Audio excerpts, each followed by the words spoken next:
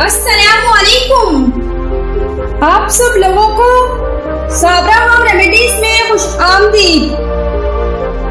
आज मैं आपको बताऊंगी मेहंदी का रंग तेज करने का तरीका। अगर आप मेरे चैनल पे नए हैं तो मेरे चैनल को सब्सक्राइब करें ताकि मेरी नई आने वाली वीडियो आपको मिल सके। मक्खियों से बावर्ची खाने को महफूज रखने के लिए सबसे पहले किचन को साफ सुथरा कर लें। फिर चूल्हे पर पानी में नमक और कपड़े धोने वाला सोडा डालकर गर्म कर लें। अगर इस गर्म पानी से फर्श को धो लिया जाए तो इससे घी वगैरह से जमी हुई चिकनाई साफ हो जाएगी और दीगर कीड़े मक्खियां वगैरह भी दाखिल नहीं होंगे।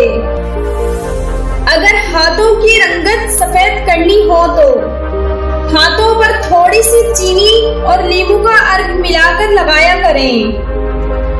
अगर आप मेहंदी का रंग तेज करना चाहें तो थोड़ी सी इमली लेकर थोड़े से पानी में भिगो दें।